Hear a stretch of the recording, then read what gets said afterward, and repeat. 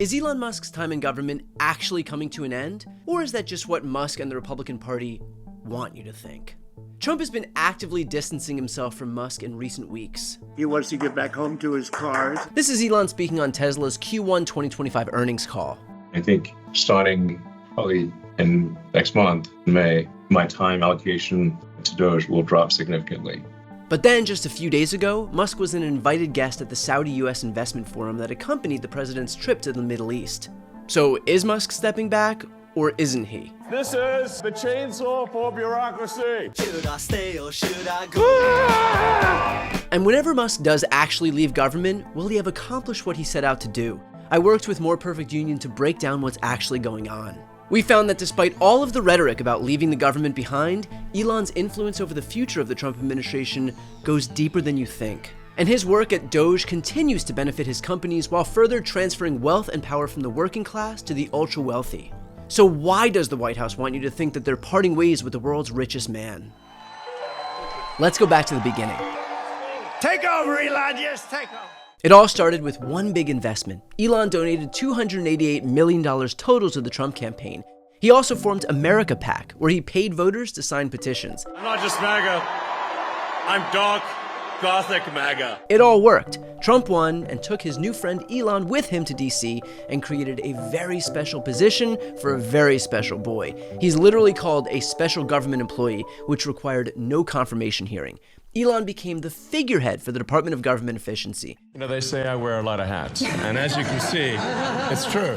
The billionaire originally promised to cut $2 trillion from the federal government before Trump's inauguration, but cut that number to $1 trillion after the administration took office. Musk and his DOGE goons immediately started hacking away at the federal government, pretending it was all a crusade against fraud and waste. Social Security is the biggest Ponzi scheme of all time. But all of their claims about these programs have been disproven. Remember, Social Security is your money that you've already paid into the system. By making it difficult for you to access Social Security, they are keeping your money from you. And then there's the attempted destruction of agencies that protect you from big banks and bad bosses. The Consumer Financial Protection Bureau, the watchdog to make sure banks don't steal your money, and the National Labor Relations Board, which protects workers' rights.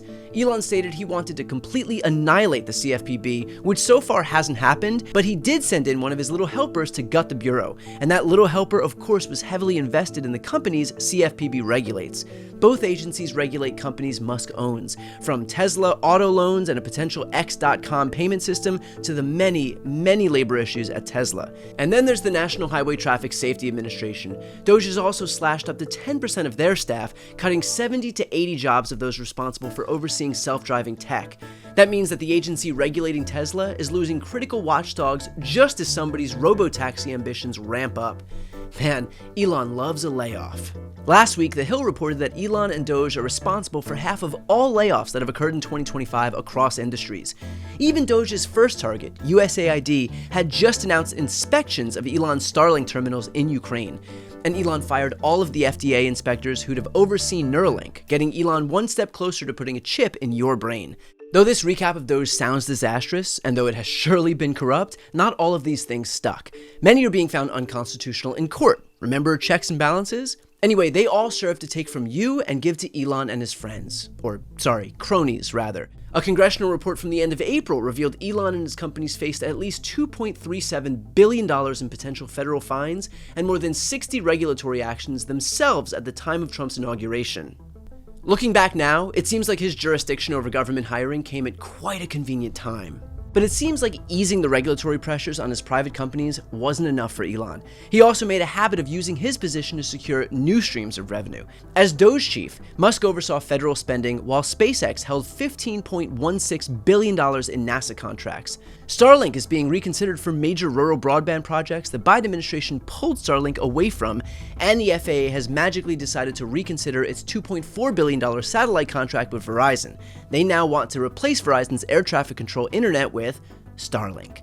As of March, Customs and Border Patrol is now using Starlink, and in April, SpaceX secured $5.92 billion of a $13.7 billion military satellite contract. The Air Force is also building Pacific landing pads exclusively for SpaceX's reusable rockets. The Federal Railroad Administration is also in talks with Musk's Boring Company to potentially help build Amtrak's costly Frederick Douglass Tunnel project between Baltimore and Washington, D.C. Wow, looks like the federal government is beginning to revolve around Elon Musk. Elon's Friends firms like Peter Thiel's Palantir and Anduril are cashing in too. Palantir is embedded with DOGE and the IRS to build a mega API to centralize access to all IRS data. That's your financial information. They've also been hired to build immigration surveillance technology, and all of that data could be merged into a central government operating system. Elon's influence will persist after he moves away from day-to-day government work. He embedded the federal government with his cronies who worked for him in the private sector. One of his longtime confidants joined DOGE to oversee Social Security fraud detection. Former Neuralink, X, Tesla, and Boring Company staffers are embedded throughout federal IT and other systems. These staffers will long outlive Elon's 130 days. But who cares, right? I mean, if you don't think about it, we're actually very lucky to have someone like Elon. There are not many people who would generously volunteer to personally audit all of our private information and finances in the first couple weeks upon taking a new job. Who knows how that data will be used? Some commenters suggest that Elon could harness competitor data in enriching his own companies and wrongfully use labor data that bosses aren't meant to access to further crack down on the workers at his own companies. So as we were all distracted with the little things like freezing Medicaid spending for a day and pausing Meals on Wheels, Elon was likely performing one of his greatest data heists of all time. This hasn't just been an assault on our institutions, it is a war on all of us. Reporter Judd Legum has dedicated the last 6 months to researching Musk's involvement in the government. He came in promising to cut $2 trillion from the annual federal budget deficit. Even by his own admission, he has allegedly cut $160 billion. But if you actually look at the data, it's much, much less, a small fraction of that. First of all, if you take the $160 billion top line that Musk is claiming, they don't account for about $100 billion of that. It's just completely added out of thin air. The pledge was to cut from the annual budget.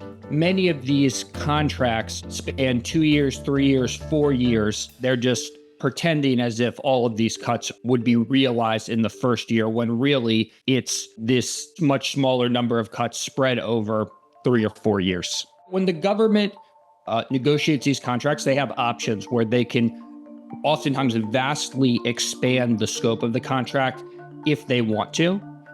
Essentially, what Musk is doing is pretending as if the contract value is with all of the options exercised, even if many of those have not been exercised and would never have been exercised. When you take out the amounts that he has not at all accounted for, when you take out the grants and contracts where he's provided no information that can be identified, when you take out the unexercised options and all the other tricks he's employing, we found only about $5 billion in verified cuts that would be realized in fiscal year 2026. The budget that was just submitted by Trump increases defense spending by about $119 billion. Much of that money will go to SpaceX to build a Golden Dome missile defense system. So $5 billion is not very much when you're thinking about the federal budget.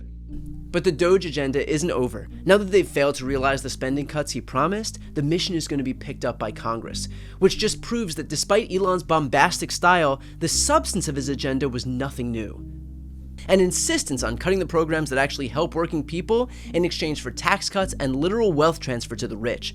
All Elon brought to the table was a new face, louder megaphone, and a boatload of conflicts of interest. The establishment GOP is loving it. Speaker of the House Mike Johnson and Republican leadership in Congress are already vowing to codify DOGE's cuts into law for fiscal year 2026. Elite Republicans aren't running away from Elon's brand of politics. In fact, it's not even his brand, it's theirs. Still, there's reason to be hopeful. There is reason to take action. Folks are actively working to block the most harmful DOGE action items. Lawsuits from unions, local governments, and nonprofits are mounting. The public backlash, as represented by the hands-off protests across the country, is growing. And Elon's efforts to buy a Supreme Court election in Wisconsin were sharply rebuked as voters in the state overwhelmingly issued a verdict that they don't particularly care for billionaires seizing the government. It's precisely because of all of this pushback against Musk's unpopularity that the White House wants to separate themselves from him. Make sure the people around you know exactly who is responsible and who's holding the pen. We won't let them run this playbook forever. Thank you so much for watching. I'm Brian Tyler Cohen here in an exclusive collaboration with More Perfect Union. If you want to support more nonprofit reporting like this, please don't forget to like and subscribe.